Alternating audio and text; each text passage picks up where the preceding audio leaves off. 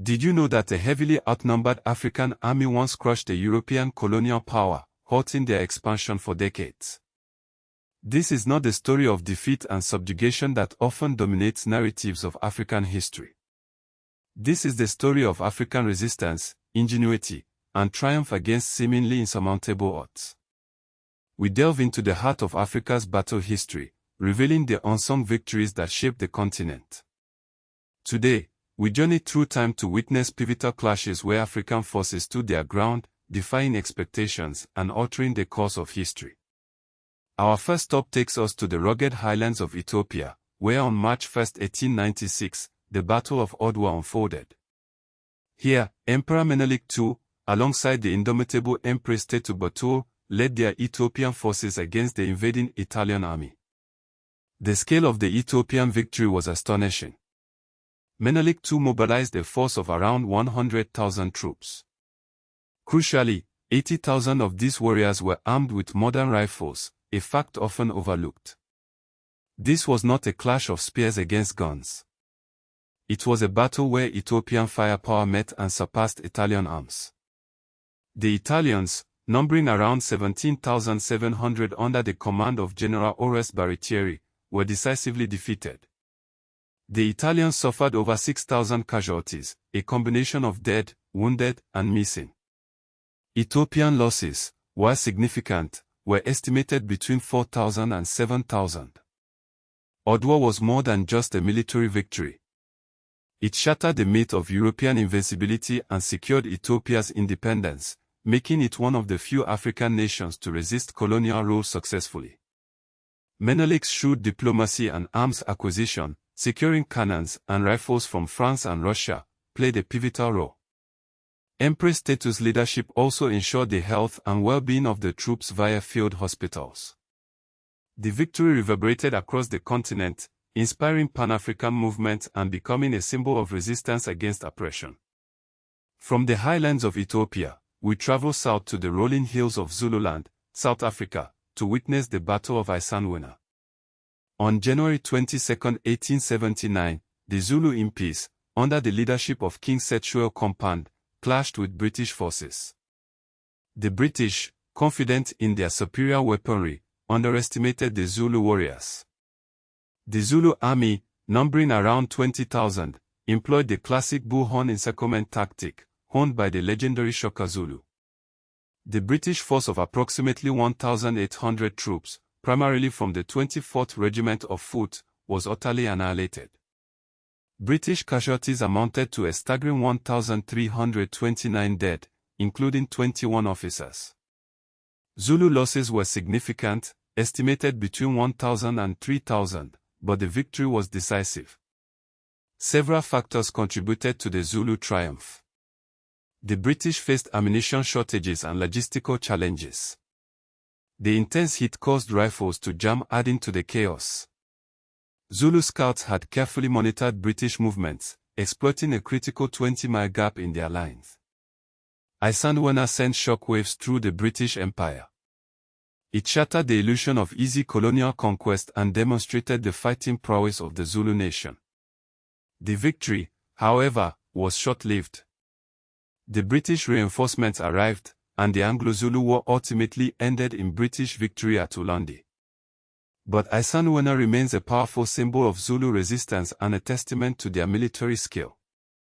Our journey continues to Basotholand, modern Lesotho, where the Gun War of 1880 to 1881 unfolded. Here, the Basotho people, under the leadership of King Moshoeshoe II, fiercely resisted the encroachment of the Cape Colony forces. The Basotho, skilled horsemen and marksmen, had acquired a significant number of modern firearms through trade with the Boers. This gave them a distinct advantage over the Cape Colony troops. A key engagement occurred in November 1880 at Mafeking. Here, 1,400 Basotho gunmen routed a force of 2,400 Cape troops. The Basotho, armed with Snider Enfield rifles, could fire with accuracy and speed. The Cape forces, suffering over 200 casualties, were forced to withdraw. The Basotho casualties were minimal, estimated at around 50. The gun war demonstrated the effectiveness of a well-armed and determined resistance. The Basotho's skillful use of firearms and knowledge of the terrain enabled them to hold off a superior force. The conflict ultimately led to Basutoland becoming a British protectorate, preserving its autonomy amidst the turbulent political landscape of Southern Africa. From Southern Africa, we turn our attention to the Horn of Africa, specifically to the Battle of Shire in 1543. This battle, fought near Lake Tana in Ethiopia, saw the forces of the Adwa Sultanate clash with a Portuguese-led Ethiopian army. The Adwa Sultanate, under the leadership of the formidable Imam Ahmad ibn Ibrahim al-Ghazi, known as Grag, had been pushing into Ethiopian territory. Ahmad's army consisted of around 10,000 Somali and Afghan troops.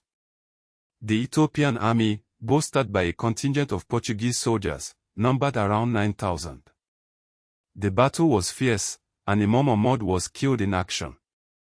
While the Battle of Shire marked a turning point in the Adwa-Ethiopian conflict, ultimately leading to a resurgence of Ethiopian power, it initially showcased the Adwa Sultanate's military prowess and their ability to challenge Ethiopian dominance.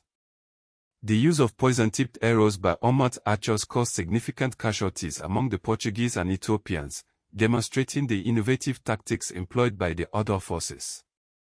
Finally, we travel to the Gold Coast, modern Ghana, to witness the Anglo-Ashanti Wars and the story of the Golden Stool. In 1900, the Ashanti people, led by the warrior Queen Ashanti, rose up in rebellion against British rule. The British, seeking to consolidate their control over the Gold Coast, demanded the surrender of the Golden Stool, a sacred relic that symbolized Ashanti power and unity. Ashanti rallied her people with a stirring speech, urging them to defend their heritage.